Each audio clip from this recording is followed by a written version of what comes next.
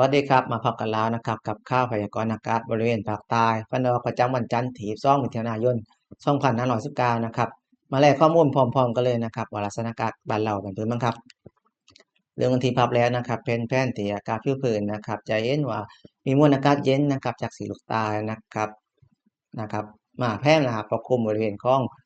ทะเลน้ำมันนะครับภาคใต้และก็อ่าวไทยครับรวมถึงจะมีพายุไต้ฝุ่นนะครับเมฆาลานะครับอยู่ทางแปซิฟิกนะครับ มีแนวโน้มเคลื่อนตัวมาทางทิศตะวันตกนะครับไม่ส่งผลกระทบต่อลักษณะอากาศของมันแล้วครับมาถึงภาพใต้ดาวเทียมนะครับเวลาล่าสุดนะครับจะเห็นเมฆเป็นส่วนมากนะครับทางอันดามันตอนหลังครับมาถึงเรดาร์ชุมพรนะครับเวลาล่าสุดนะครับจะเห็นว่าค่อนข้างจะโลนะครับไม่ปกคลุมฝนครับมาถึงเรดาร์สติงพาเวลาล่าสุดนะครับปกคลุมฝนนอกถึงปานกลางนะครับบริเวณของอ่าวไทยนะครับแล้วก็ทางอันดามันครับ มาถึงรายงานอุณหภูมินะครับอุณหภูมิสูงสุดเมื่อวานนี้วัดได้ที่36.7องศาเซลเซียสนะครับที่อำเภอเกาะสมุยและสุราษฎร์ธานีส่วนอุณหภูมิต่ำสุดนะครับวัดได้ที่22.4องศาเซลเซียสที่อำเภอเมืองจังหวัดเพชรบุรีครับมาถึงรายงานปริมาณน้ำฝน24ชั่วโมงนะครับ7โมงเช้าของเมื่อวานจนถึง7โมงเช้าของวันนี้นะครับขอบคุณฝนนะครับเป็นแห้งๆนะครับและน้อยถึงปานกลางนะครับ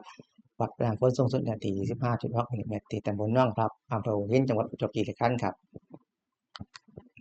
มาถึงพยากรณ์อากาศภาคใต้ฝนตกวันนี้กันบ้างครับก็คงมีฝนนะครับฝนฟ้ากันนองนะครับและพื้นที่นะครับการกระจายของฝนนะครับอยู่ที่40%ของพื้นที่นะครับ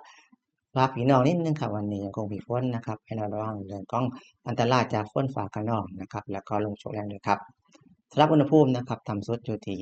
23-26องศาเซลเซียสภูมิสูงสุดอยู่ที่33-37องศาเซลเซียสครับสำหรับคลื่นลมนะครับเป็นลมตะวันตกเฉียงใต้นะครับความเร็วลมอยู่ที่15-30กิโลเมตรต่อชั่วโมงห่างฝั่งทะเลสูงประมาณ1เมตรบริเวณต้นฟ้าขาน้องก็คือหมายว่า2เมตรได้ครับพี่น้องชาวเรือนะครับเพิ่มความระวังนะครับในการเดินเรือบริเวณที่ต้นฟ้าขาน้องเลยครับมาถึงการคาดการณ์นะครับลักษณะอากาศนะครับ7วันล่วงหน้าสำหรับภาคใต้ฝั่งตอนบนนะครับเพชรบุรีจนถึงสุราษฎร์ธานีนะครับการกระจายของฝนอยู่ที่40%ของตลอดช่วงครับ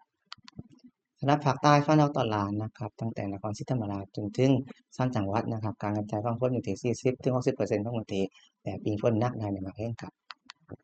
ทั้งหมดนี้นะครับก็เป็นข่าวพยากรณ์อากาศสำหรับวันนี้นะครับอย่าลืมกดไลค์กดแชร์นะครับสำหรับวันนี้นะครับก็แล้วก็ไปก่อนนะครับพบกันใหม่หลังข่าวตอนเช้าสวัสดีครับ